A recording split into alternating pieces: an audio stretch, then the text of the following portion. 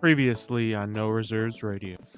Oh my God, Angelo! Come on, have some self-respect. The Eagles can't hurt you if you don't constantly pander to them. Here's the biggest indictment of Dame that I can say. Dame has been so off this year that Ren went on live air and said Jalen Brunson deserved an all-star start over him. You are now Angelo Didululo. Do you think it is possible that the management of the Memphis Grizzlies are just buying into the reckless youth movement and they got rid of the one person in the locker room that probably was telling Ja to knock it off? Because he's taken advantage of me multiple times when I was younger. That sounded bad. Holy shit. Yeah, I think that's true. I think you're correct in that assessment.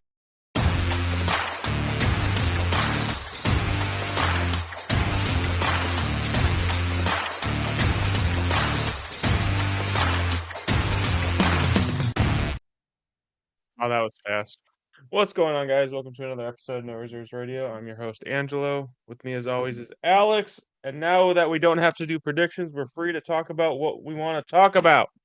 What's up, Alex? By the way, your Thursday night streak continues. There is no evidence that you have ever predicted a Thursday night game right. I don't care if anyone wants to go back and, listen to all your Thursday night predictions from last year. There's no evidence. So, hey, what's up, guys? What's up, Angela? You dropped that bomb on me right away, so thank you very much for that one. But yeah, that's another curse loss. Is so powerful, it basically brought Puka Nacua back from the dead.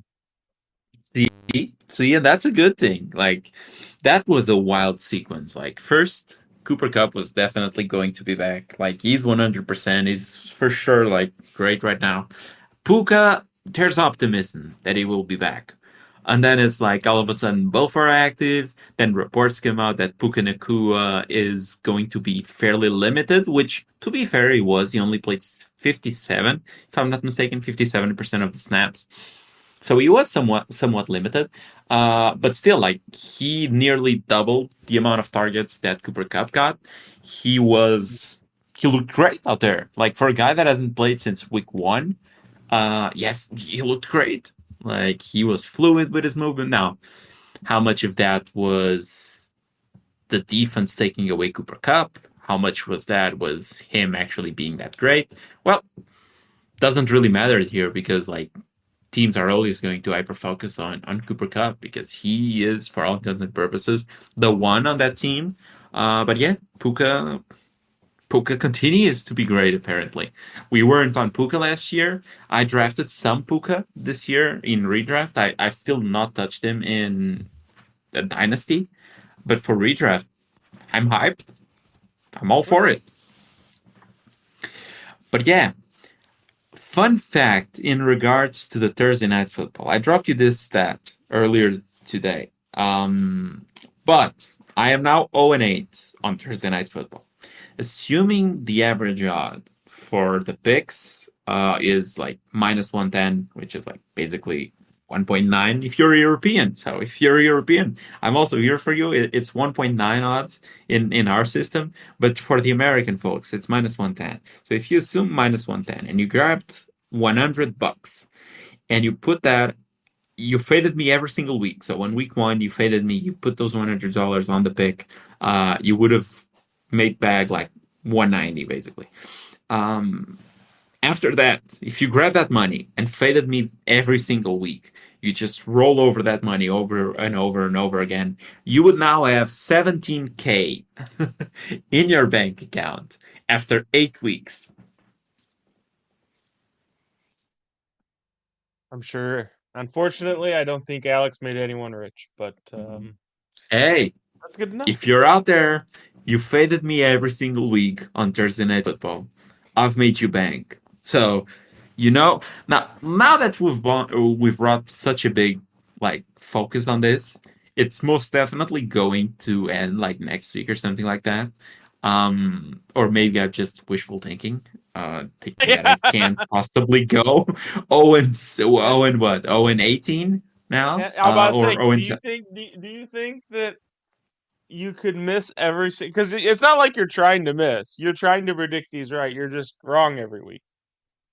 Okay, yeah, it's like sometimes it's just like, for example, last week it was the Denver Broncos and the Saints game. Like that one definitely went to the toilet fairly quick. But that Yeah. this was the side that, if I'm not mistaken, so far on Thursday Night Football, the public has been mostly right on the pick so far, and the Vikings was a very much public backed side.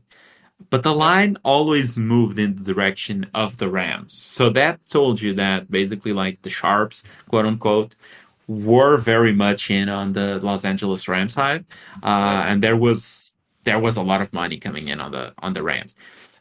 But Do you even think though that's I low had key? the So this again makes me like question betting because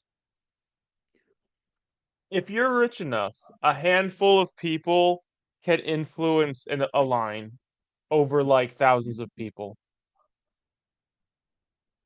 uh, so and so, because like the Sharps aren't necessarily like your average billionaire. In the Gold No, no, no. Stars, for example, like they are people who are do this for a living, basically. Now they Yeah. do have a lot of money, and sometimes it's not even about the money that they put.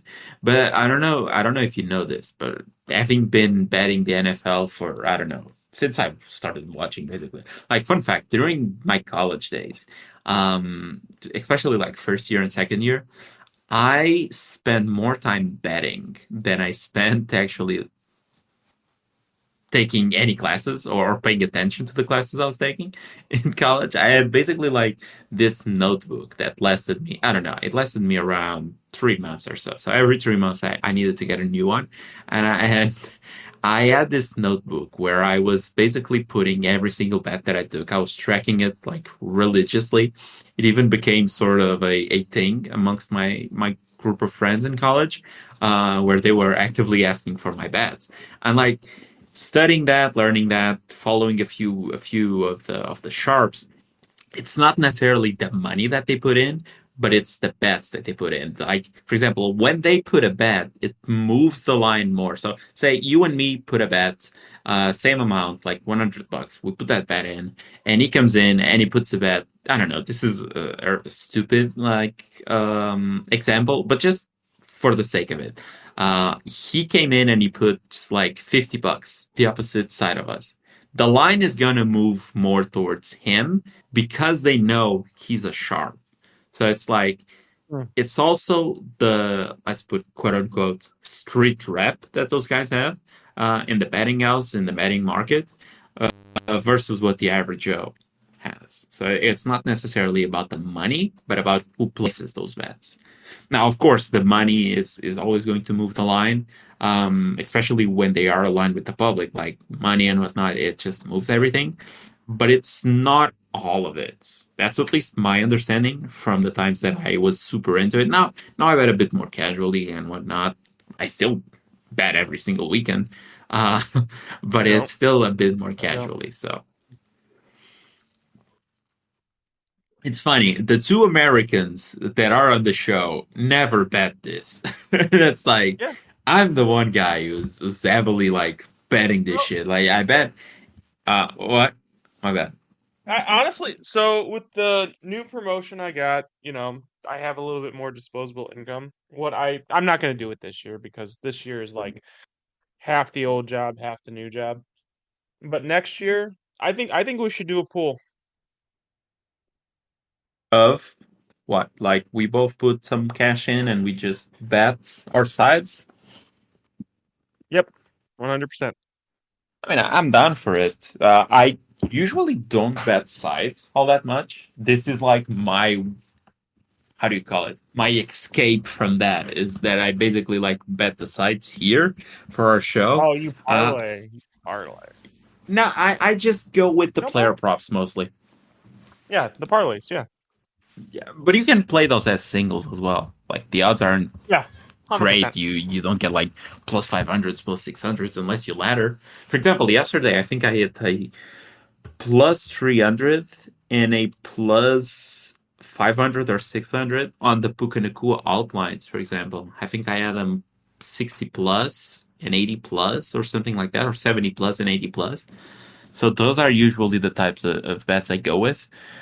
His line was like in the 30s, so something crazy like that. So I'd say, wait, maybe McVay is just fucking with us, and the guy's actually good.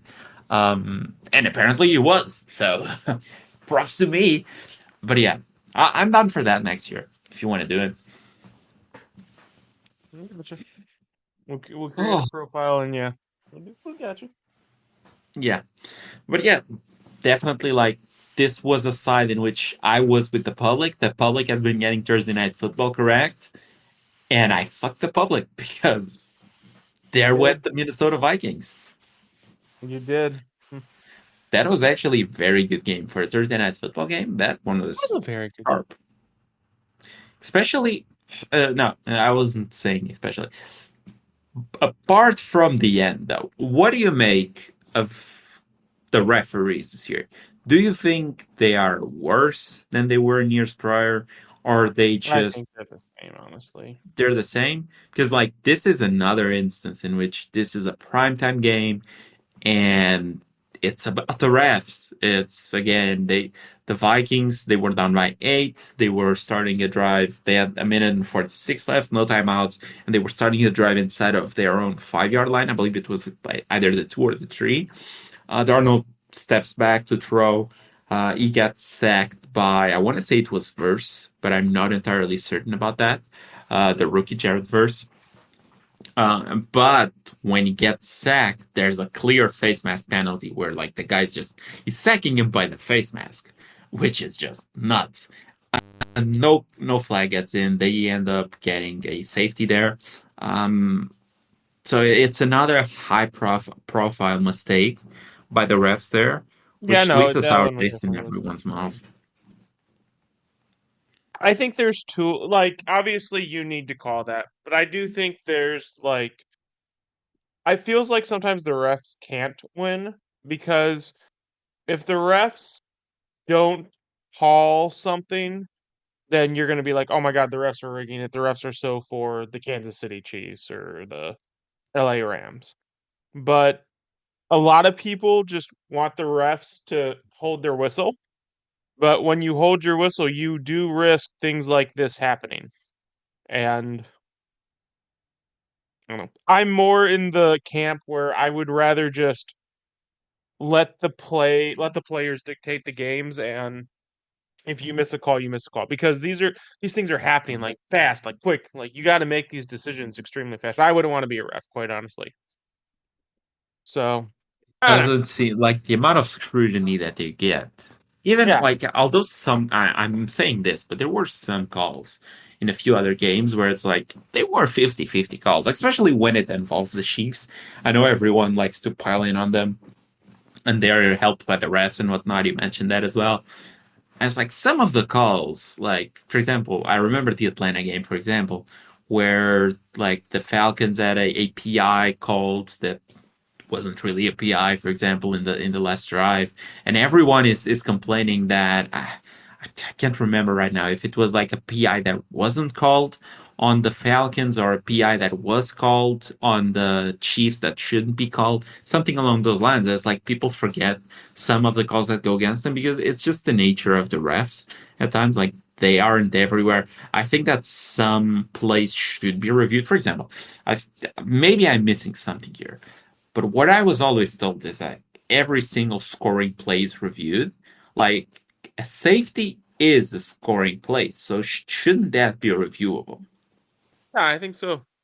Yeah, I think so. Yeah, like so why wasn't the play reviewed since it was a safety? Like those are some of the nuances that are sort of weird and should probably I wouldn't be surprised because I've seen like this 5 times already. When I Mhm. watched the play, I thought, why isn't this reviewable? And then I've seen like 5 or 6 headlines with this same issue. So I wouldn't be shocked if it's one of those things that happened this year. Like the league, this is such a scenario that rarely matters for the safeties this late in the game, that the league just maybe proposes some sort of rule change here to make this reviewable. But it's still like I don't know. It feels like they are maybe slightly worse this year, but I could definitely see this just being over exaggerated, purely because of the high profile spots in which they happen. They're always controversial, so I agree. It's kind okay. of So like I said, it's hard to make those decisions in that just right there in the moment, and then you're expected to get it right all the time. yeah, that is true. But anyway, So go on, sorry. I no, I was going to say. So your Joe Burrow Hmm. finally gets another win versus the Cleveland Browns. This is now his second win on his career, which good job, man. Must feel good to get a second win versus the Browns. He's now 2-5 versus the Browns in his career. He has beat them in 2022, the second game, if I'm not mistaken. I have a feeling he's Um, about to be racking up a lot of wins against the Cleveland Browns here in the future. and you beat them again this year. So, what do you think of that game? It was ugly. It wasn't fun to watch, quite honestly, for the most part. It really wasn't. So Like, you beat them 21-14. I believe you got a return stopped playing touchdown at right at halftime. the start. Stopped playing at halftime, pretty much. And we dared. That's the thing. And here's the thing. I don't disagree with the game plan. We got to 21 points, and then Zach Taylor's basically like, okay, Cleveland Browns, Deshaun Watson, score 21 points. They can't do it because they know the They offense is pathetic. yeah, they were just like, okay, this is gonna be more than enough.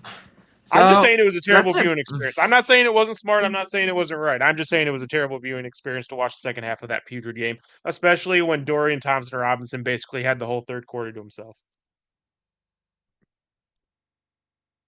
Hey, but in the last quarter, crab legs, Jameis Winston came in. Yeah, and it's a debate. It's a debate. Like I don't get it. I don't get it, Cleveland.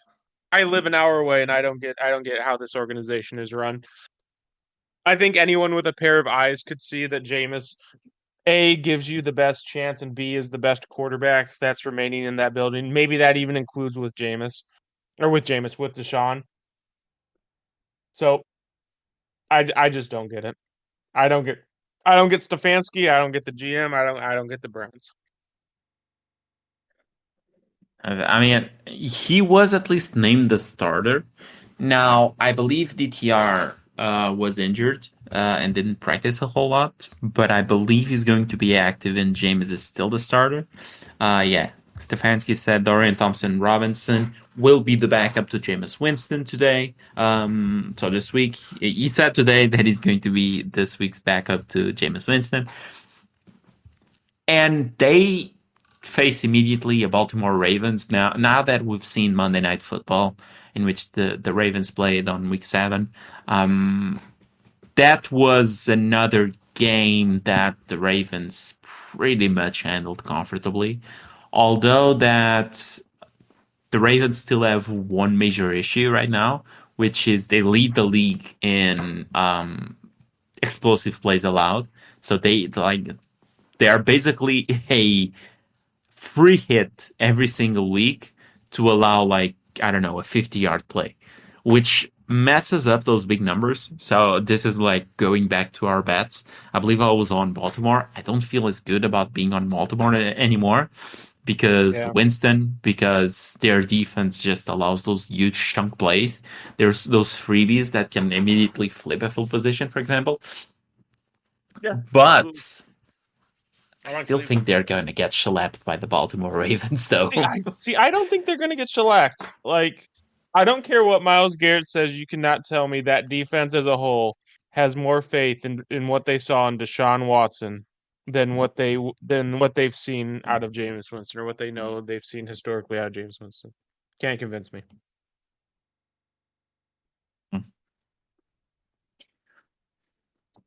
I could see it, but at the same time, like, unless. And now, Jameis, to be fair, he's getting like every single offensive lineman back, which just leaves you wondering were those linemen? being held until Deshaun Watson was hurt. And it's like, you're good to play, so the Basically. O line is still not good. But not only that, again, you have you also have Nick Chubb another week back removed from the catastrophic knee injury. So that's also going to be working in your favor. That is true. And he did look okay. He didn't look like his former self or anything. He looked okay. He also didn't have a full workload or anything. So, but yeah, as the season progresses, they should definitely be a bit better.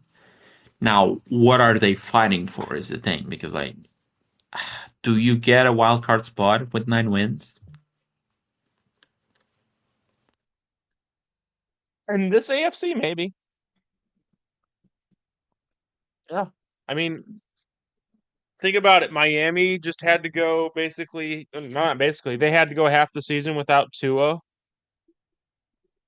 They still have one more win than the Browns.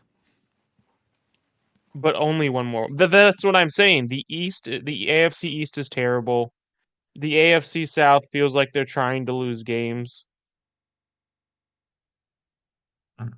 I think it is.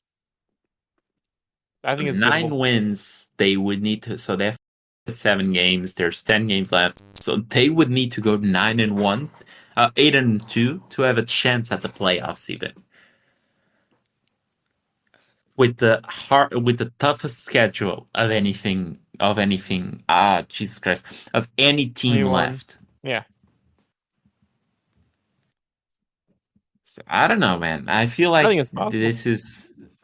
this is such a losing fight that you're having here. Like one loss and you're basically done. So I don't know. This feels like a stretch that they shouldn't really go through. I No, I would don't be think in they line should to just try, thank but him. I think I think they could. I think they could make a run. Everything, but they still. Who have they faced in the division? They faced you guys. Is that it? So they faced. I can pull up their schedule.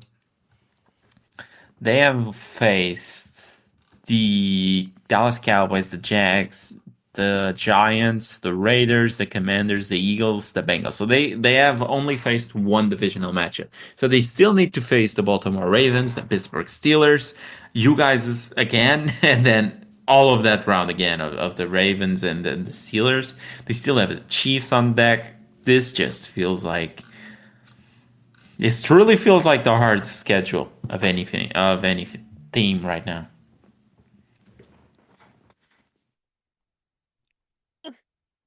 I would I just mean, think it's not easy. I'm not saying it's easy. I'm just saying I think it's still possible, honestly. I would just think this shit, to be honest.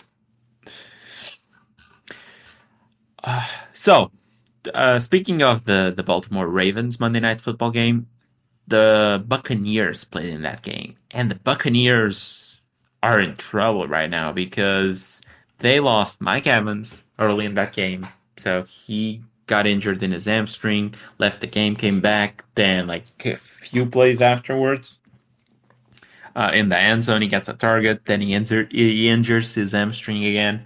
So he's now going to be out until the bye, or after the bye, that is, which I believe their bye is on week 11. So he's going to be out quite a while. And then they lost Chris Godwin in like the second to last play of the game, while down like double digits, if I'm not mistaken. What do you think was the right call there? Do you think they should have gone for it? Do you think like they shouldn't have gone as hard, like go for it, but take some of the starters out? Because effectively, Chris Godwin it's done for the season because he was Yeah. trying to get a first down on a meaningless play. I mean, you can criticize. This is hard. So you can definitely criticize the Buccaneers. You can criticize Chris Godwin, but I just think it's extremely difficult to just shut down like that competitive drive that tells you to just keep going, if that makes sense. So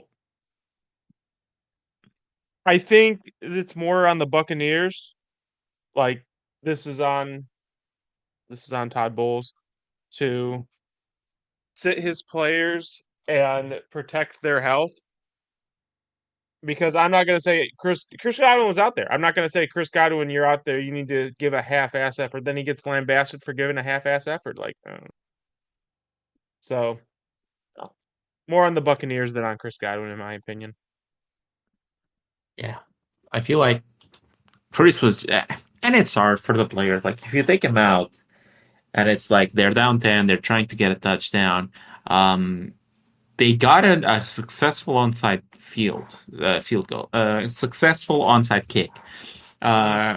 Before that, so they got a touchdown. They were down 10. They got the onside.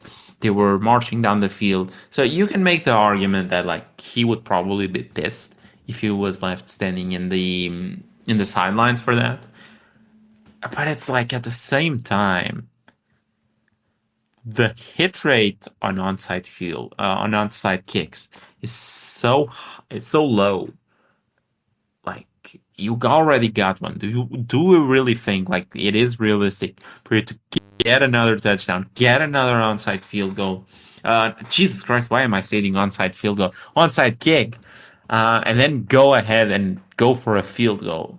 That just seems so unrealistic. Like I know these guys are competitors. I know all of that, but at the same time, like you need to get in touch with reality in those cases. Like that was meaningless. Like there's still a whole lot of season to play.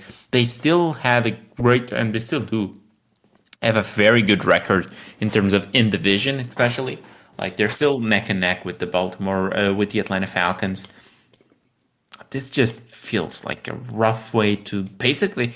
Is their season done? Because now they're playing with Sterling Shepard, that wide receiver, something Palmer. Is it Trey Palmer? I believe it's Trey Palmer, the rookie wide receiver from last season, and the guy that they drafted this year, which I always confuse with the guys that you guys drafted. But this one is Jalen McMillan, right? The Yeah, Tampa Bay Jalen McMillan. Buccaneers. Yeah. You confuse him with Burton, really? I mean, I guess I could. The hairstyle are similar. I don't know. Now I Anyway, confuse them because purely like the name seems similar. So I just like though they also Miller went in Burton? similar rounds. Yeah, Oh, the first McMillan name and first. your guy, like what one is Jalen McMillan and your guy is what? What's his name? Jalen Burton. Jalen Burton. So yeah, those are both Jalen. Jermaine Burton. Jermaine Burton. Jermaine Burton. So Jermaine. similar enough first names, and I believe they went in similar rounds, like one in the third, or did both win in the third round? I'm pretty sure we picked Jermaine in the second. If I'm Your not mistaken. Oh, was it? Jermaine Burton. Just check the wide receivers drafted. The 2024. So it was Jalen McMillan in the third, Jermaine Burton in the third. Yeah, so that's why I confused them. They went like 12 picks across from one another. Both start with similar enough names, so it's like, just confuse them from time to time. But yeah, now they're going to have Jalen McMillan and Sterling Shepard and Trey Palmer starting. That just seems like an issue. I mean, if I'm not mistaken, Mike Evans is going to be back here shortly, right? I know he's not playing this week. It's after week 11, so that's a few. And that's like best. Yeah, that's best case scenario. So, I believe their bye is on week 11, so he comes what after you're telling me is there's going to be a lot of targets for Cade Otton, Rachaad White, and thank God they're using 3 running backs now. They're using Rachaad White, they're using Sean Tucker, and they're using Buck Irving. Buck Irving, yeah. So we might we might actually see a package that involves like Rachaad White in the slot and Buck Irving and Sean Tucker in a split backfield, and that might be a legit formation they run. And that might be a legit formation that they run often. That's the issue. Oh my god! Yeah, and then you look at the defense. Like the offense already has those many casualties. Then you look at the defense, like the defense isn't playing all that great. Like they are, like, if I'm not mistaken, they are up there in terms of like pressure, or blitz rate. That is blitz rate, and they get zero pressure. It's insane. I mean, yeah. Plus, because of that and the crazy amount of blitzes that they throw out, they are the worst team, or up there as one of the worst teams in the NFL versus the running back in terms of receiving. So hey, fantasy tip for you guys: if you're starting, if you have a running back going against the Tampa Bay Buccaneers, you go for that because the receiving upside for those guys. So, for example, this week, Bijan Robinson is probably going to have a very good game in the receiving Tyler side of Algier. it, or Tyler Algier. I'm guessing Tyler Algier will run a bit more than usual, but Bijan is probably going to get a crazy amount of receptions. Yeah, I can see that. I can see that. But yeah, then we can talk about the Cardinals game, which it was just like, I don't know, that game just felt like the second game. Felt like everyone was watching Baltimore, and then when that was over, it was like, okay, we'll watch the last 10 minutes of the Chargers. Hey, Ugh. but Baltimore covering means that last week, for the first week ever, we tied. Isn't that sad that you can't even win a week? You have to fucking Hey, like hey, celebrate hey, hey, tying hey, games. hey, hey, hey. We're take our wins when we can take our wins, okay, Not Angelo? a tie isn't a win. It doesn't. Hey, It doesn't. It it doesn't is a go. It doesn't moral go on the record win. book as a We're win. That's giving a participation moral win. trophies over Oh here, my okay? god. A Okay? moral So this fucking is win. like baseball Pee Wee League or some shit like that. You're insane. Oh yeah. Seven, and we both went with 7 wins. I believe how many games were there? I believe there were some buys. So yeah, we went both 7 and 8. So under 500. Not the best of weeks that we've had, but hey, I managed to tie you at least. So it's not another Angelo, game that I've dropped back. you're almost at. You've lost a game consistently every week. That you're almost at the point where you need like a full week to catch up to me. Basically, yeah. I'm down without counting this week because only one game happened. I am down 6 games if I'm not mistaken. Yeah, 6 games. That's a lot. That is a lot, but it's still doable. I believe last year I was in worse shape versus you. Well, yeah, I got more games right last year. A lot more Yeah, games right. so How about that? so, but I believe my record is also a bit better. I would have to check. Well, my Would record's need to definitely worse. find those files. Oh my god, I don't even want to talk about my record this year. Holy crap. Your record, I mean, it was 7 and 8. No, I'm talking about like overall. No, disregard that. I fell into that mistake as well. They are counting every game that is going to happen this week as a loss because it hasn't happened yet. See, Oh. see. When I was making the calculations of our win loss record, our percentages, they were just Mhm. completely off. Like I had a 30% win rate. When last time we talked about this, I had a 43% win rate, and it's like yours dropped to the 40s as well when you were very close to the 50s. So you need to take like 15 games after losses, basically. Hmm. So that's Well, that's the issue there. If you take those 15 games, you are 55 and 54. that's terrible, honestly. Yeah, that's over 50%. I'm by a game. Hey, you want to be over 50%. So you are over By a game. 50%. Guy. Let's not We have complain here. higher we have higher aspirations here than being losers like Alex. Okay, okay. I'll take my shots and I'll leave. I'll leave right now. Mm-hmm. So, since we didn't get to properly talk about the games, let's try and do that here a bit. So you talked about your team. I'll talk a bit about my team. That was a great game. I really like that game. That was the first game where everything basically clicked. Yeah. The And Kenneth defense. Walker was sick during it too. Kenneth Walker was sick leading to the game. I believe he's still sick. Those were the injured reports that I saw earlier in the week. So some people were making the jokes that like his illness happened on like I believe the illness came out on Saturday, so Saturday to Sunday. That's when it came out, and that's when his birthday happened because he had his birthday on Sunday. So they were like, so this guy is going to dodge the game. Um, but no, he played. And I played good as well. He great catches. I mean, he's just a great back. Like I think he's one of the most, if not the most, undervalued running backs in the league. Like when you talk about the best running backs and whatnot, you rarely see his name pop up.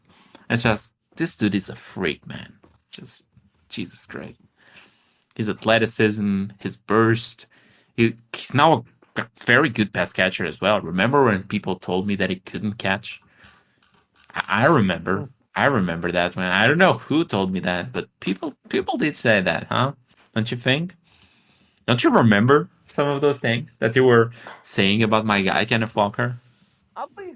Oddly enough, I also remember saying Breece Hall was their better running back, and I still, oddly Mm, enough, think Breece Hall is the better running back. don't look now, but you could make an argument. Oh my God. I don't know. I'm just saying. I'm just saying.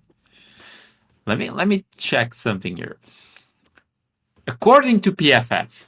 Oh, PFF, Alex. Why are you using PFF? Fuck PFF. I know, nobody likes PFF because everyone wants to be. They want to be edgy, yeah, and just be like, yeah, PFF this, PFF that. Okay, just fuck off. These guys rate all of those players by the same metrics and the same shit. Like, whatever, this is just a standard. You can find another one that says the opposite, but I'm using this one because this is our show. So, it is what it is. PFF grades. Kenneth Walker, overall grade 88.7, the third best running back in the league. Breece Hall, 59.5, the 46th best running back in the league. This is out of 53. That's fake news. That is such Hey, fake fucking news. receiving grade, Kenneth Walker has a 74% receiving grade, which is the ninth best out of any running back in the league.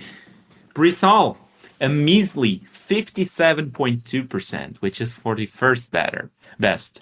And finally, just to complete this, Kenneth Walker has a 91.7 rush grade, which is the single best grade of any running back in the league at this moment. Breece Hall, 43rd out of 53, 61.3. He is fifth in the league in targets, Kenneth Walker is. Fourth in receptions, and he missed 2 games. This is for running backs, of course. He's also fifth in receiving touchdowns, 12th in receiving yards. Dude is just a beast, man. I like him so much. And you know what? Oh, do you like this one? I'm just saying, I've Kenneth watched a Walker. Breece Hall game and I've watched a Kenneth Walker game, and I'm telling you, I prefer to watch Breece Hall than Kenneth Walker any day of the week, buddy. I'm not saying Kenneth Walker isn't a good runner, but I don't know about that. I'd rather watch Breece, man. I don't know about that. Like my guy's explosive as heck, man.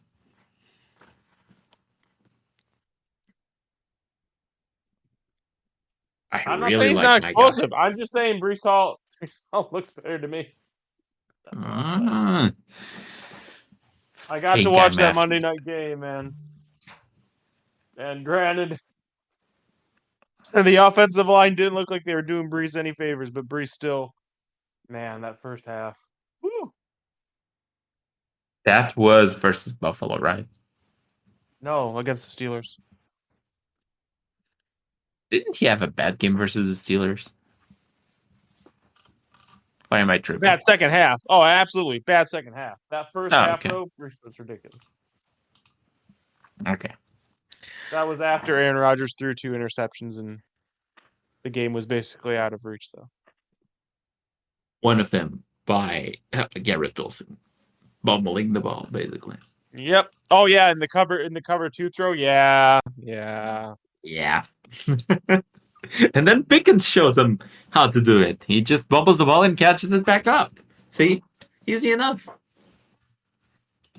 How good is to finally have a QB playing QB for the Pittsburgh Steelers? Are the if we were doing, and I think we should probably start doing the power rankings back, like around probably like week 10 or something, just to finish up the season. But if we were doing them right now, where would the Russell Wilson led Steelers be right now for you? Outside the top 3, maybe even outside the top 10 or top 5. Okay, top 5, I can see it, although I would probably push back some of it. Outside of the top 10, I don't know if you can name me 10 teams that are better than the Pittsburgh Steelers I right meant now. outside the top 5. That was my bad. Okay. So just so we're in sync. The Chiefs, the Ravens, the Lions. Who else goes ahead of the Steelers?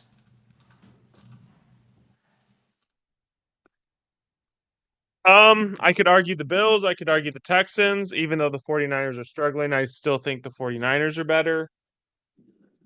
49ers starting Jacob Cowing. Remember when I sat in this chair, in this show, and I told you, for the rookie draft, one of the guys that you should pay attention to, Jacob motherfucking Cowing. And you told me, oh, that guy is small as shit. Here you go. Here's your chance. Jacob Cowing, you're about to play actual snaps in the NFL, by the way. Because Deebo Samuel has pneumonia. Brandon Ayuk, just this season is done. Kittle as well. I believe Kittle has been questionable in practice as well. So, Jacob Cowing, Ricky Pearsall, that got shot in the chest like 3 months ago. Welcome to the NFL.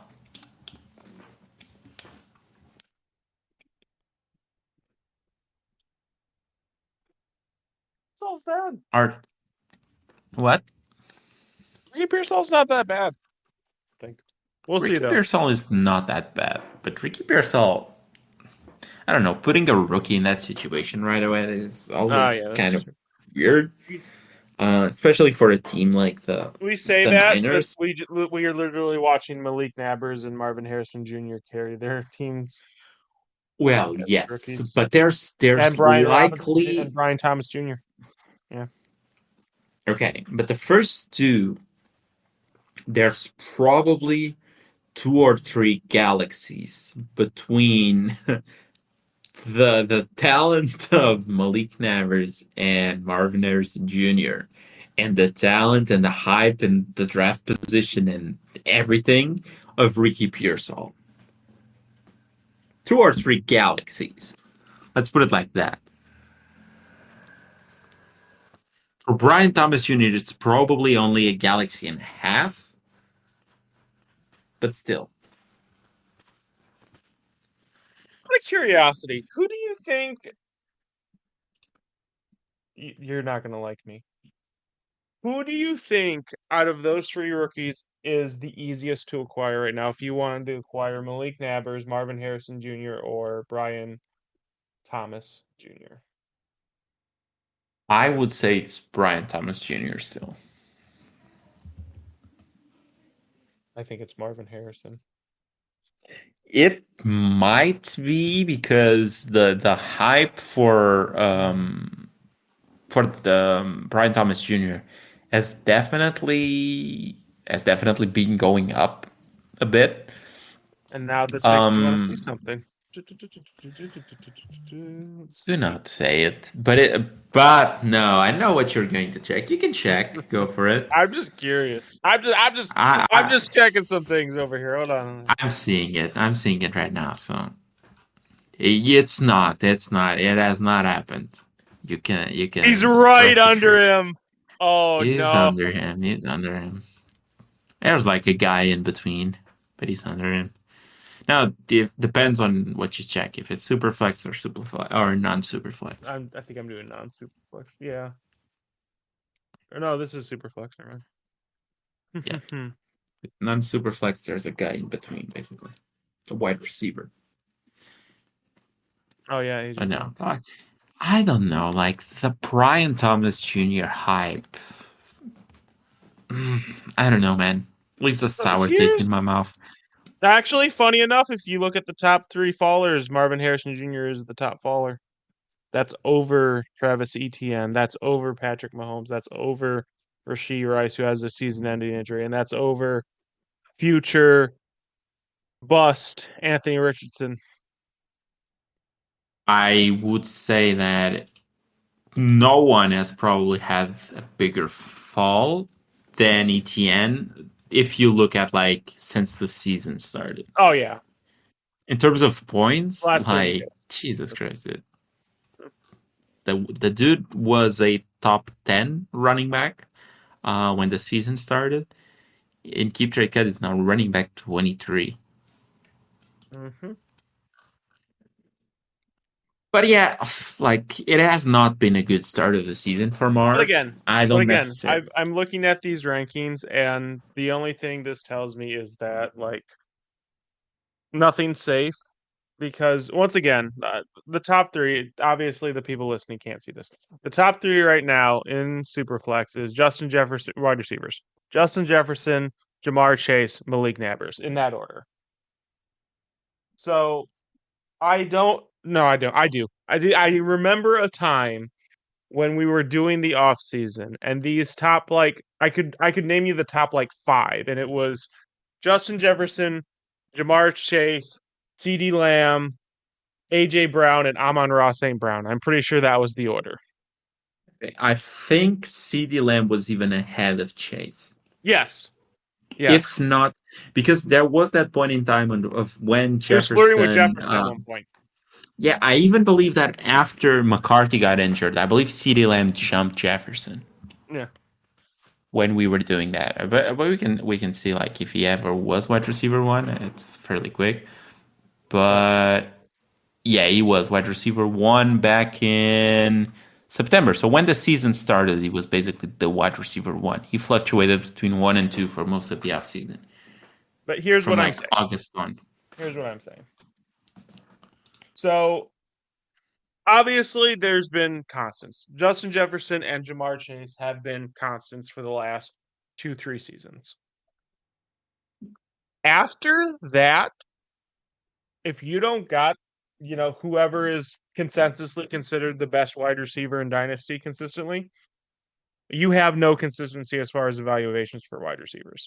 I think your argument that wide receiver is a safer bet because they do fall off and they fall off hard, and because there are more of them, the fall off can be even more drastic. But the rises can also be even more drastic. Where is Nico Collins? Nico Collins is a top 15 player in Dynasty right now. Where was Nico Collins coming into the season? Because I guaranteed he was in like the 50s if you do all players. Okay, so I'm just checking wide receiver wise. We fluctuated most off season from like 17 to 15 because like the Stephon Not Diggs not shit and overall. You whatnot. mean of wide receivers? Yeah, wide receivers. Yeah. 1, 2, Then 3, after the 4, season 5. started, he He's jumped top inside 10. of the top 10. Yeah, he's top 10 Yeah. right now. But But AJ it's like, Brown has okay, fallen. Good. here's the thing. I understand that, and they do fall and whatnot, but it's like, you look at Marv, right? And Marv, in terms of a positional ranking, he was wide receiver 5 ever since he came into the league. Ever since the draft, he was wide receiver 5. He He's done nothing flirted to go with down. wide receiver 3, whatnot.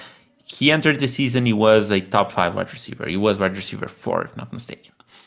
But the thing is, you look at his stats and you look at like his production and whatnot, and he is wide receiver. Let me open that up. So who has Marv? I believe Marv in our league. Yeah, it's Austin.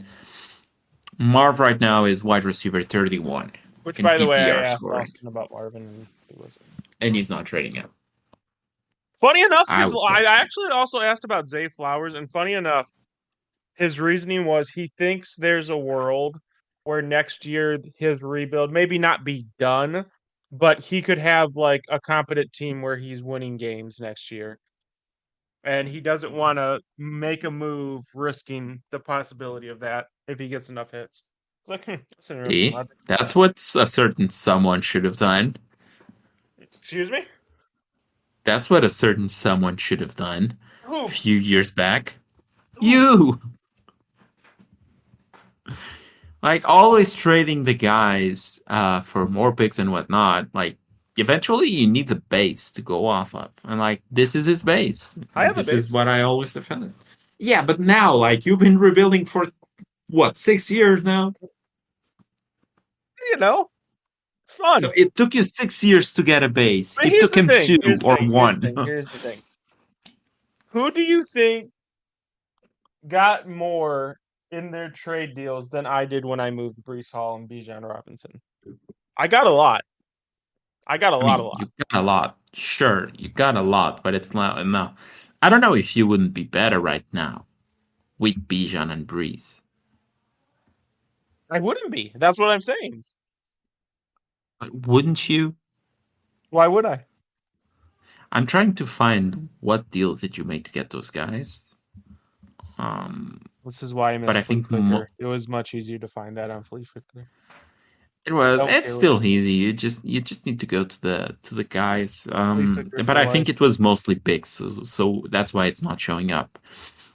But if you go on the Breece Hall page, yeah, you got like, for Breece, you got Devonta Smith and you got Drake London, which I still think it's a good trade, regardless. And then I believe you traded me London for Olave. Yep. Not Which sure I if mean, I it guess didn't get something extra on that. you got it first. I remember it. Okay, got it first. Which I don't know if I And regret that or not. Like, obviously, yeah, you could say in hindsight, London is worth more than Olave right now. But at the same time, as we have seen, you are one good run away from being a top 5 wide receiver to the people. So, I don't know.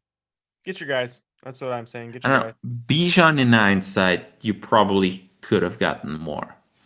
Yeah, probably. Because you got Pickens, you got Michael Mayer, but the Brock Bowers sort of sent that to a loop. Then you got 2 firsts, but that's 25 and 26 when he did this trade in 23. So he didn't get anything in 2024. And you got a few, I believe you got seconds, thirds, fourths, whatever. But that's probably the main issue for you there, is what you got for Bijan. And then I'm what not you gonna got lie. for I Devonta, never liked probably. Bijan. I never liked Bijan. I'm not gonna lie.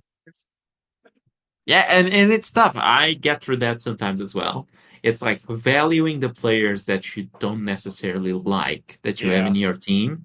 You're always going to think that you're making a good deal because Yeah, of that's fair. what your perception is of the player. Yeah. Yeah. Yeah. So yeah, it's like But even that, that's why sometimes I turned the things I got for him into better stuff.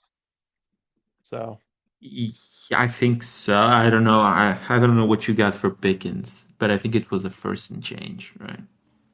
But that's what I mean. Like Mark you Andrews. did. Mark Andrews, and then I Oh, suited it Mark was Mark Andrews too. Andrews Yeah. for Pitts and something else. It was a larger deal. I believe it was. You sent me Kamara and you sent And I me got Kamara in that deal too. Andrews. Yeah. Yeah. So it's like, but that's the thing. Like for example, for Devonta Smith. So for Breece Hall, you look at Breece Hall, you got London, and you got Devonta Smith. Great, I like that deal. But then it's like that should have been your base. Your base are those two young wide receivers. They're super young, lots of upside.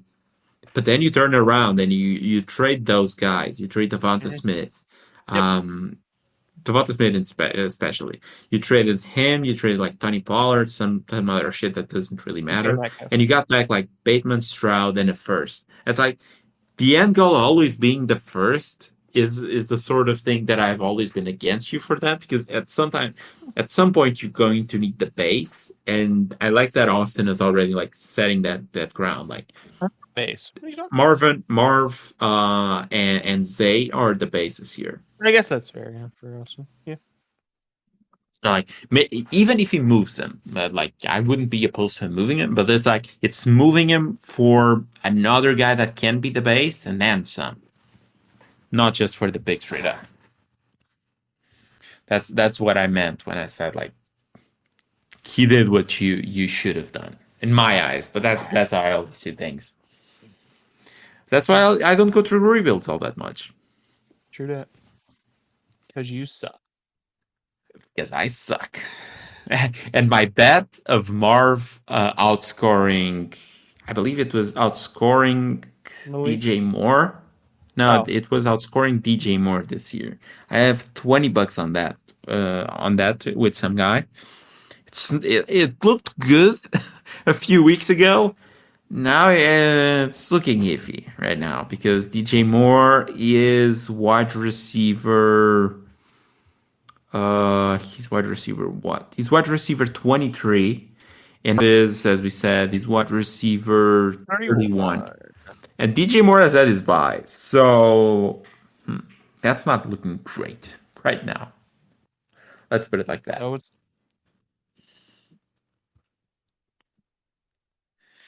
You're not But doing too good, friend.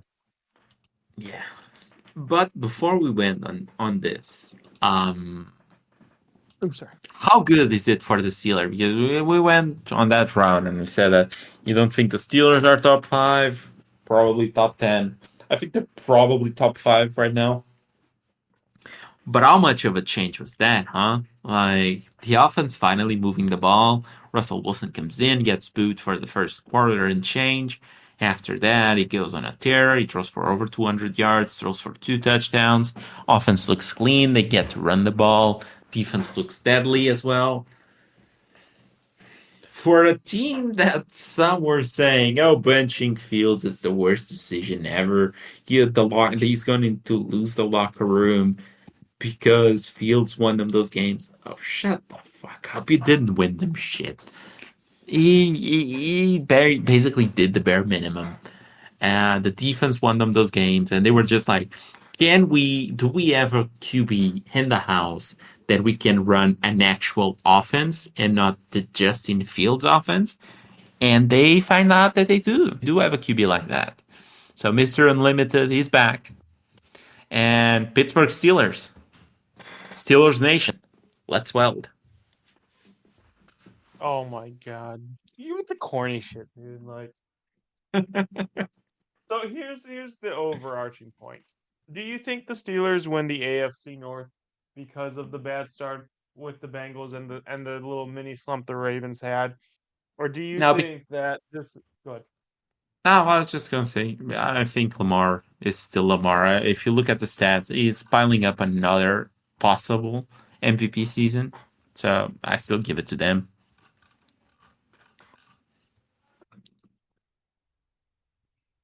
So you think the Ravens are winning the division? Right now, yes. I do think the Steelers probably finish second because of the Cincinnati Bengals slump. But I don't know if the defense keeps playing like this, because defense sometimes fall off, sometimes they don't travel as well as the season progresses. They get injured and whatnot. They miss a key piece here or there. They're kind of screwed. I don't know if the defense keeps playing like this, because as we said, the Ravens have a few deficiencies on defense. They have a very stout run defense, but in terms of the passing game, they're giving up huge chunk of yards at times, just giving up those huge plays that just flip the field from one point to another. if they don't tie it up there and like actually start playing some good pass defense, I don't know, man. It feels like it could actually be a coin flip, but right now they have the same record, if I'm not mistaken. The Baltimore Ravens are 5-2. The Pittsburgh Steelers are 5-2 as well. So similar records. I just think that although Russell Wilson made that offense like look like an actual offense, I still don't know if they're like at the level of the Ravens, which I don't think they are, to be honest. So That's an interesting take. I do think that I think that maybe I'm a hater. I think the Steelers are going to fall off. and that's always been the thing, right? It's like you look at the later part of their schedule, and that's been the issue. We said about them since the start that their schedule was fairly easy to start, and then Yep, it sort of heated up, ramped and up. like yeah, and it's like we're getting to that point. I believe it's after the Giants. They have, if I'm not mistaken, they have the bye. I'm opening up the schedule here. But if I'm not mistaken, they have the bye after the Giants. Um, yeah, so Giants, they have the bye afterwards. Then they face the Commanders, which, again, prior to the season starting, people didn't think were that good. So that's another good team that they're going to face. Then they face the Ravens. They do face the Browns twice, but with the state of the Browns, that's probably an easier matchup than we were thinking at the start of the season. But the Ravens, Browns, Bengals, Browns. Then they face the Eagles, which you know how I feel about the Eagles, but on paper they're still a tough matchup. And they face the Ravens again, the Chiefs, and the Bengals. That's like it is a death row of teams. Now, I think some of those Oh, matchups look more winnable right now than they did prior to the season started. interesting. Oh yeah, I mean Kansas City. I I can't get a read on Kansas City, honestly. We're just going to say that they're the best team. Period. That's that's Are they not the best team in the league? they're not playing like it. What does their record say? That they are the best team in the league, but I mean you can win Sometimes games that's only early, mid. huh? Sometimes that's all you really need, to be honest. It's like they are just like Wait a if you minute now. look, What happened to the guy who was like the Philadelphia Eagles? Yeah, they're winning games, but they're not good looking games. They're not winning good enough. And you but called the them thing, fraudulent. but the thing is, if you look at those games, the issue was that they were at full strength on offense. They were, I believe, if I'm not mistaken, for the most part, they were at full strength on defense, and they still played like ass because it was very clear like the issue wasn't actually the skill position players, it was the scheme around them, it was the offense around them. If you look at the numbers, they still had a good offensive line, but they were being countered, quote unquote, on defense. And if you look at the Chiefs, it's not all bad. Like the defense is healthy and the defense is playing great. The Eagles defense wasn't playing great. They were allowing huge numbers at times. Like they were getting scored on by teams that had no business being in that conversation. And it's like you look at the Chiefs offense, and it's like the offensive line has been healthy for the most part, but they lost their running back one. They lost their wide receiver one. They lost now they're supposed to be next up wide receiver in Juju. He's also gone now. So like they are facing an uphill battle in those regards. And you also look at their strength of schedule right now, and to date, they face the third toughest schedule in the league. They are 7-0 or 6-0. Did they have their bye? I don't think they had their bye. They had their bye. So they're 6-0. And they face the third toughest schedule in the league. Huh. And if you look at the remaining schedule, it is the 26th hardest schedule remaining. So it's like It is a fairly easy schedule to end the season. They are going to get healthier as the season progresses. Pacheco should be back for a playoff run, a potential playoff run. Rashid Rice is probably not going to be back. I would say that's a very doubtful. But as the season ramps up, Kelsey should probably go back to his norm. So I definitely think that they are still the best team in the league. But hey, I think it's almost a toss up between them and the Ravens. I still think I would put the Chiefs up there, but the Yeah, Ravens also they face the second toughest schedule. Now their remaining schedule isn't all that easy. It's the 18th best, uh, I but they're just still like they're 5-2. So there's just something that doesn't feel right about. You're making the good arguments. The Kansas City faced a lot tougher opponents than everyone else. That they're still winning the games, but there's just something that doesn't feel right. And it maybe it is. is that they're without all these weapons. That I think it's also that, for example, I've mentioned this in other episodes, by the way, they got DeAndre but Hopkins. yeah, they did get DeAndre Hopkins. I was forgetting about that. Maybe that's just how much of a factor I think there actually are. Uh, he kind of looks dusted, but hey, maybe it's just the Will Levis effect on him. Um, maybe he gets better if he goes to the Chiefs.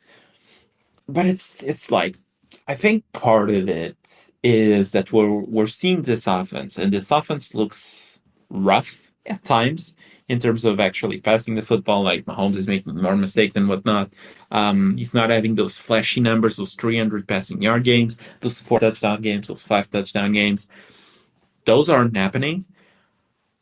But I feel like if he didn't have those numbers earlier in his career, people wouldn't be expecting that. If he had a trajectory more like a Brady, for example, that didn't really post those numbers earlier in his career, where he was more of a glorified a glorified, um, what's the name? Field general, No, it's not that. It's the game game manager. manager. Yeah, the glorified game manager. That it was very clutch for all intents and purposes, he was still very clutch in that role. But that was his role for the first 3 Super Bowls. Then he ramped up, and by the end, like the offense, what the team around him wasn't as good as it was to start his career. So he had to do a bit more on offense. He was asked to do a bit more. If Mahomes had an arc like that instead of the opposite, where he needed to do a whole lot because the defense was fairly shitty for most of his like early career, um, if he didn't have to do that much and now doing this little, which is just basically like it's not even that he is playing terribly. I just feel like he's playing to a level that is not his prime Mahomes level.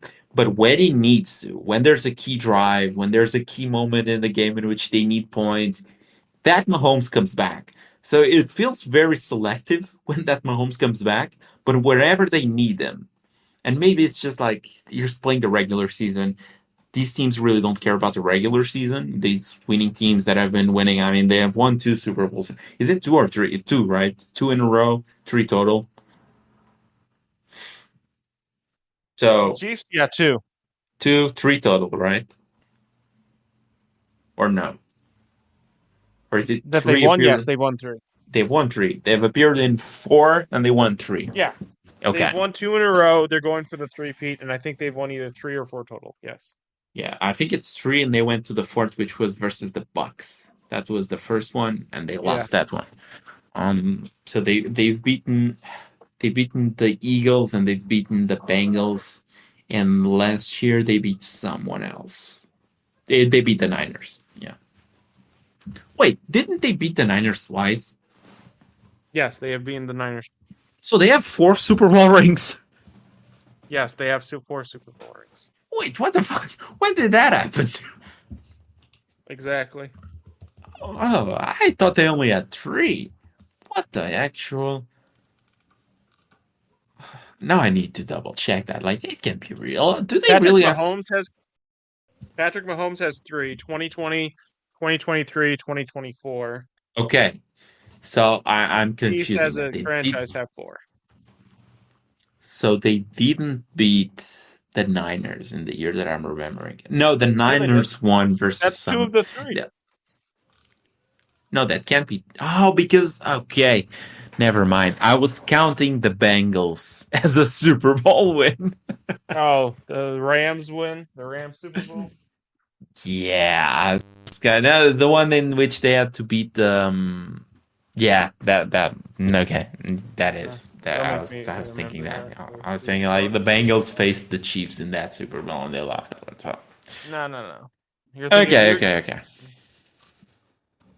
Yeah, so they beat the Niners. They lost the year after. They didn't win to the other Super Bowl because they lost to the Bengals. Then they won the 2 Super Bowls afterwards. So yeah, they were going for the 4. Like this regular season really doesn't matter all that much for him. So it just feels like when he needs to, he just makes those plays. So that's why at the end of the day, like I really can't put the Baltimore Ravens ahead of them because although they were very close to beating the Chiefs on week 1, they still didn't beat the Chiefs. So You don't want to give the Bengals the credit that they deserve. He's cycling hey, here. the Bengals also nearly beat the Chiefs, but the Bengals have other issues. I don't know if their offense is fixed. I think it is. I don't know if their defense is fixed. For all I know, they just faced DTR and the defense looked great, and they faced Danny Dimes without like 2 starting tackles, and the defense looked great. So I don't know. We'll see how they do versus the Eagles because for all intents and purposes, the Eagles do score points. So I think looking at this table, because I have a table here open with the teams, the percentage of making the playoffs and whatnot, and it's basically like a mini power rankings. The one thing that kind of surprises me, and maybe this is an hot take, would you be surprised if the Niners missed the playoffs this year? With how they're playing recently, no. With like the knowledge that they're still the 49ers and that they'll eventually get players back, yes. Okay, because they are right now, I believe they're 2 games behind the Seahawks. The Seahawks are 4-3. The San Francisco 49ers are 3-4. So they are a game and a half or a game. No, they're a game behind because they did beat the Seahawks. So tiebreaker right now goes to them. But they are again 3-4, and they have the ninth toughest schedule remaining, and they face the 22nd easiest.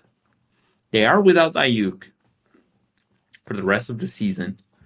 CMC, they are saying that he maybe is going to play after their bye, so they face the Cowboys this week. Then they have a bye the week after, so they're saying that CMC is probably going to be back the week after, so week 11. We'll see. I don't know. I feel like Purdy is finally playing a step below Is he what he playing a was step playing. below, or is this who he was and the targets were just so good that it didn't matter? You're saying I'm just asking a question here. the Niners team made him look better than what he actually was. I'm saying that the weapons around the Niners may have inflated his stats, and we may have given him more credit than he deserved. Mm.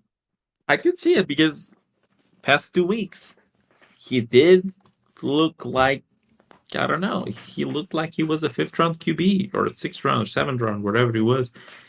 He did look like a day 3 QB. So and from what I read, according to reports, he got a scolding from Shanahan at halftime versus the Kansas City Chiefs.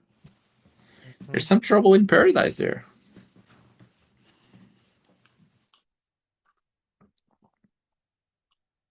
Do you think he deserved it? Yeah, he was playing bad enough. Like I know he's the QB, I know he's all that, but at the same time, you still need to keep your players accountable. That's how you run a good organization. That's like if you're playing like shit, you should get shit. It's that simple. I expect that from all the good coaches, no matter how good your QB is. If he's acting up, if he's playing like shit, I mean, you gotta call him out on that, and you gotta get him down and get that sorted. So I'm behind that.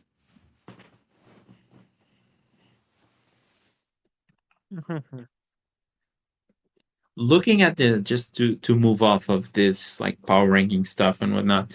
Right now, the Chicago Bears. The Chicago Bears are. Let me pull up their schedule here. They are sitting at a nice and pretty 4-2. The 5-2 Washington Commanders go to Chicago this week. They are going to be without Jaden Daniels. It appears like I believe they were seeing if he was going to practice today, but he hasn't practiced the past 2 days, so it looks like it's going to be Mariota. So they're going to face the Commanders this week, and if they win, they go up to 5-2 in one of the most, if not the best division and most competitive division in football right now, which is just wild. They have an implied chance of making the playoffs of 44%, so it's nearly 50%. Who does? But The Bears? the Bears, the Bears, the Bears. Yep. But Bears. the Bears have faced the 32nd easiest schedule in the league so far. So it's like it can't get any better than that.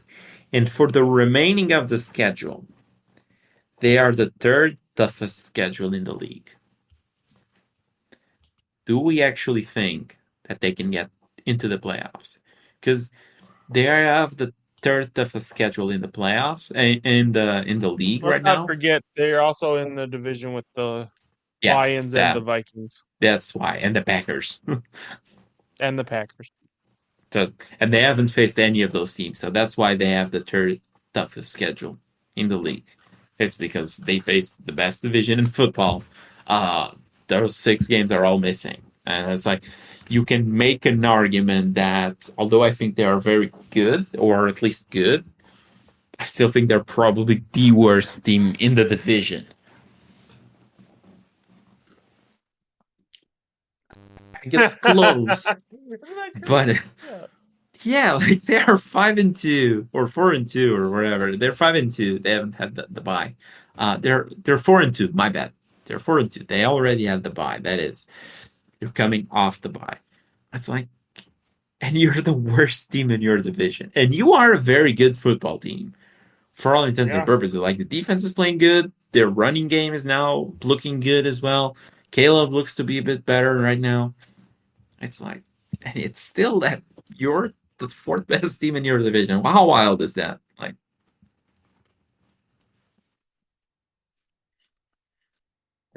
and now, and this is going to be Austin's argument for Caleb being a bust. He couldn't even get his team, past the basement. to be fair, if they win the next 3, which is doable because it's a Jaden Daniels Commanders, it's an Arizona Cardinals team that has looked iffy at times, and then it's the New England Patriots. So those 3 games. So what you're saying is their last 6 games are all against division opponents? Yeah, they're the last. So that's from week 11 to week 17. They face the division twice. So week 11, 12, 13, it's division. Then they face the 49ers at San Francisco. They have a crazy tough schedule. Week 13, they go at Detroit. Week 14, they go at San Francisco. Week 15, they go at Minnesota. So they have 3 away games versus 2 of the best teams in the NFC and one that could be, by that point, the best or one of the best teams in the NFC. Then they face the Lions, they face the Seahawks, and they finish the season at Green Bay. So this is like the last 8 games of the season for them are absolutely just crushing, man. Sounds like a plan. Sounds like an opportunity to shit on Caleb Williams. Let's I go. mean, it's definitely going to test him. It's like it's going to be a test for sure. Like this is a right, but it would be a test for anyone. I don't expect many guys to go in this like stretch of games and finish above 500.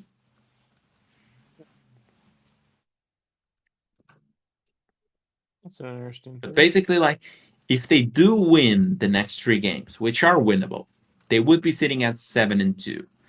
At the state of the NFC, and with the NFC North being so strong, and it's probably going to split a lot of wins between them, I would think that probably a 10 or probably 10 wins probably gets you. So they just need to finish. They can even finish below 500 because it's 8 games. So they can finish 3-5 in that stretch, and they would probably be in the playoffs. So these next 3 games are some of the most important for the season, basically. Like it's almost imperial that you need to win these games. Oop, there you go. I can't hear you. I can't hear you You anymore. can't? Oh, there we go. Okay. Technical difficulties. technical technical difficulties for sure. Okay, so what else do we need to talk about? We've been going for hour and 20. We talked about the Browns. We talked about the Bengals. We talked about the Seahawks. We talked about the sad state of. We haven't really talked about that much about the sad state of the Arizona Cardinals. I think they're Hey, terrible. You're like they're sketchy. No, they're terrible, dude. They're terrible to watch. I I feel honestly don't like even know how the Chargers lost that game. yeah, it's like I'm dead. they I'm dead serious. they do look terrible, but it's like they seem to have stretches in which they don't look as bad. It's like those stretches are basically like carrying them through some wins, because like for a team that looks as bad as they do, they're still 3-4. Like it's Yeah, like the I defense can has tell you how looked they got rough. through. Yeah, The offensive concepts look wild at times. The scheming in general looks rough, to be to be frank. So I don't know. I feel like this is a team that is quite weird to figure out right now. huh, yeah. I think Tampa Bay. Obviously, we talked about Tampa Bay earlier, but they're riddled with injuries. But I think if they even had a slightly better defense before this, they'd be one of the top teams in the NFC easily. The thing is they also don't have a good defense. They have a shit defense. Yeah. That's kind of the thing here. Yeah.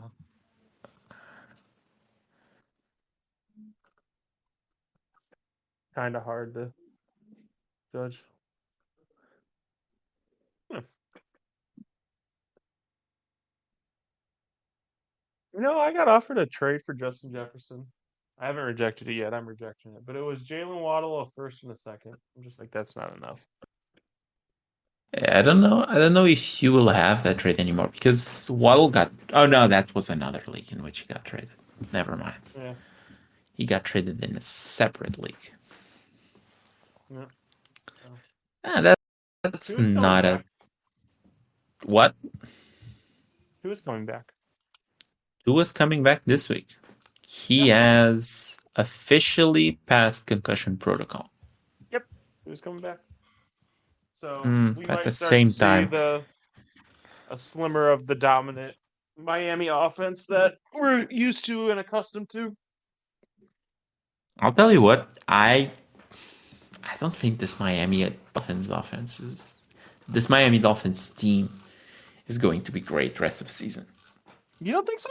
Even if I Tua don't think stays healthy? I think Tua fixes some of the issues.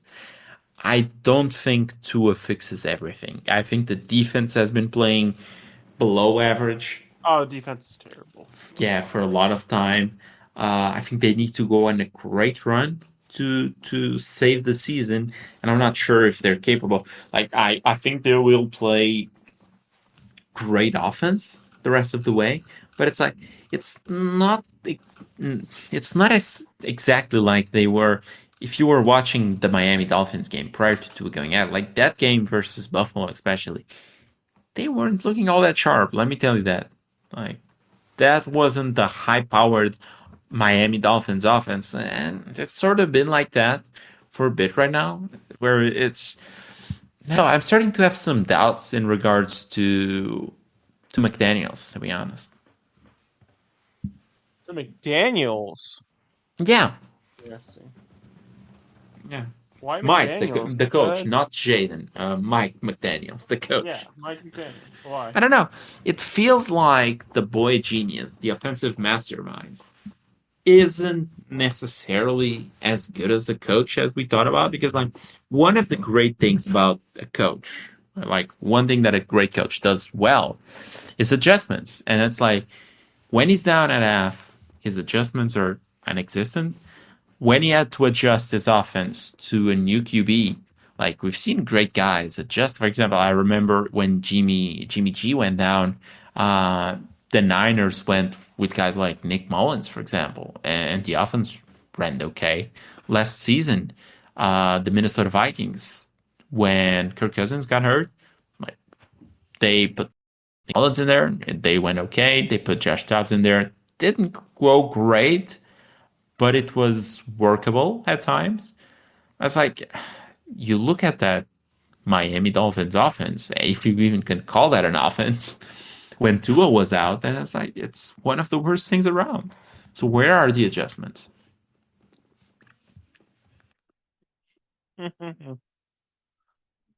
So you're saying that the okay, that's interesting.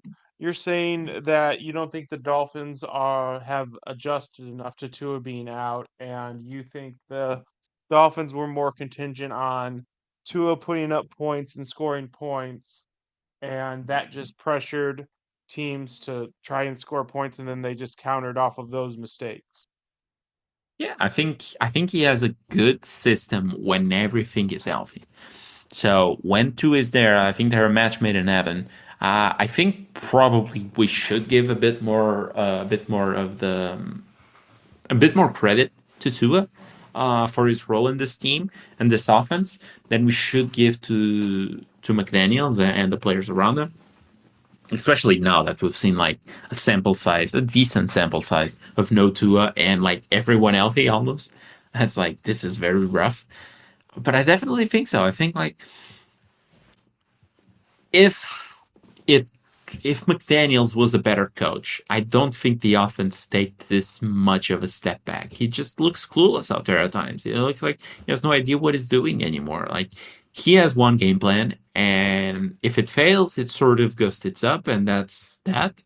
If it works, it's great. The league is just this is one of the highest scoring offenses in the league, and like they need to catch up. They make mistakes when trying to catch up because it's such a high paced offense and it's high octane offense where it's just like if you start falling behind, you're going to have to throw more and you're going to make more mistakes. And then like playing defense becomes a bit easier in that regard if you're not playing prevent, of course. But it becomes a bit easier in the regards like you if they're passing more, they need to step back in the pocket more. You have more time to get pressure on them. You don't really need to worry about the run all that much. So you can bring more eat. That makes the QB maybe go some happy feet, maybe have some issues in the pocket, throw some lazy balls, some balls that he shouldn't be throwing because he's trying to catch up, and that leads to interceptions and just leads to a snowball there. But when you really can get the offense going, and when something is missing in that, some clog in that machine is missing, you see the end result is like, sure, Tim Boyle isn't a great QB. Uh, Tyler Huntley isn't a great QB, but I've seen Tyler Huntley being a QB that started for a team that lost their QB. And like Tyler Huntley was a Pro Bowler for all intents. I know he wasn't actually Pro Bowler; it was a sub that he made it in. But for all intents and purposes, he got to that position and he went to a Pro Bowl. because like the coach molded the offense, the coach made the adjustments necessary, and the offense ran semi-functionally with a backup. And you can even get that in Miami.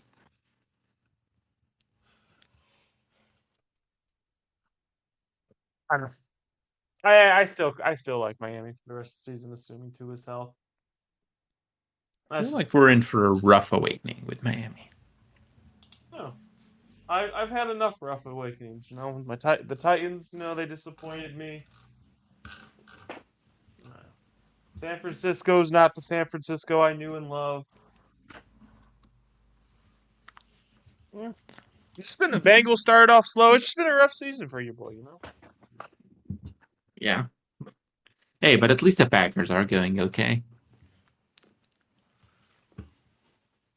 At least the Packers. Jordan Love started the season out. Yeah. He's been playing well enough. Taking way too many risks, but I guess like he has the talent to do those things and get away with them. So, He is a risk taker. and we just talk about how, and I'm fairly certain we're about to end this fairly enough. Yeah. Uh, but how wild is it that the Dallas Cowboys, so they're facing the Niners today, and I believe it was on Wednesday, if I'm not mistaken, or Tuesday. That news comes out that their kicker, Brandon Aubrey, so they're basically their best player. Let's put it like that. It's wild that in this day and age, the kicker is the best player of any team, but he is. And surprisingly enough, he is a spread mover because like basically like he's automatically as soon as they cross the the halfway point of the field. So after they cross the 50-yard line, it's basically automatic for points. So they're getting points in that situation. And he got called for jury duty. So they don't know when he's going to be available. They don't know if he can play this game or if he's still going to be stuck on jury duty. Interesting. And that How moves wild is the that? the line. Jury duty. I believe it moved either half a point or a full point since we picked. So I don't know how much of that was Aubrey, but I think Aubrey was around half a point. That is crazy. Hmm. Yeah. Right now they're That minus tells you how four, much. the Niners. We got them at four and a half, yeah. Welcome to betting, friend. Welcome to betting. Yeah. And I think I forgot to mention, but last week, so the week in which Austin came in and called the game as well, we actually both got screwed, if I'm not mistaken, or all of us actually got screwed by the. So yeah, he got. Yeah, Austin didn't get screwed because I pointed out is pick, and it was the Los Angeles Rams minus 4.5. I believe we both were on the Rams as well. But we picked them at minus 4.5, and the line went up a point. So because we picked on the app, it basically just refreshes every day until it closes. Since we picked on Monday, the lines hadn't closed yet. So because of that, the line went up to 5.5, and the Raiders only lost by 5. So What? Austin won. Yeah, we got screwed there. Oh, Because we initially picked that at 4.5, and if the initial pick counted, we would have won. But since the line moved to 5.5, and like this doesn't like ask you if you want to repick or whatnot, like it should probably, um, but it is what it is. It basically just refreshes and updates, um, and then just keeps your pick on the same side. So because of that, we lost that pick. By the way, I believe we were both on that one.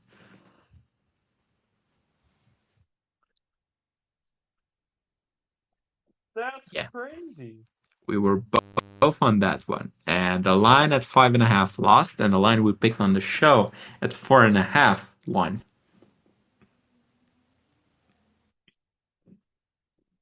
Oh, So we buddy. should have. We Oh, should have won one more game. We both should have gone 8-7. that's crazy. Huh. That's why it's It's always better to pick the games on a Tuesday. That's that's true. It has always Although been. if it was 5.5, I probably still pick the Rams. So Hmm. 'cause it really doesn't cross any big numbers for me. So it's not like it doesn't cross a 6.5. Doesn't really go below for the 3.5 or anything like that. So yeah, 5.5 or 1.5. It's mostly the same, especially except in this case where it wasn't.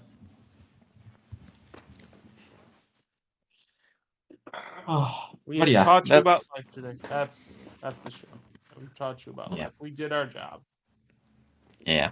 If you want to go over the picks again, I don't really think there's a point. But if we, I think there was like one or Nah, two I'm that, good. yeah, I feel like the one has changed that I can give you like for sure, which was the Patriots and the Jets. It was 6.5 when you picked. It's now 7.5. I was on the Pats, so I'm just going to stay on the Pats because they're getting an extra point, so perfect. But that's like the only one that I'm seeing that changed somewhat. Yeah. We're still getting, yeah, the Falcons pick changed a lot, but it was after the line closed. So right now the Falcons are -2.5.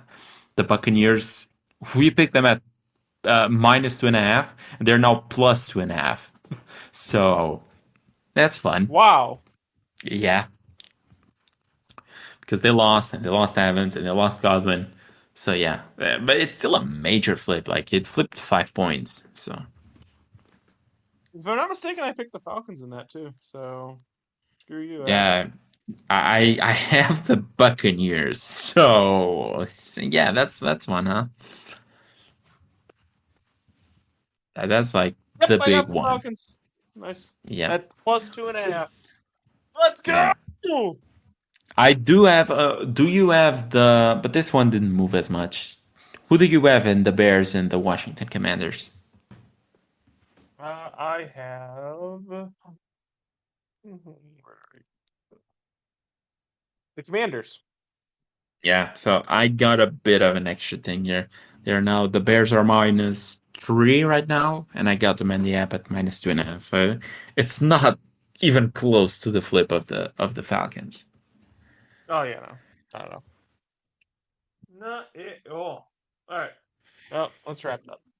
That's Okay, that's enough for this today. We went for like an hour and a half, basically. So that was a good show. Okay, so guys, thank you. If you stayed up this long, thank you for following along, for tagging along. Again, if you follow the picks and you fade me every Thursday night football, you would now have 17K if you if you're just rolling over $100 basically from week one.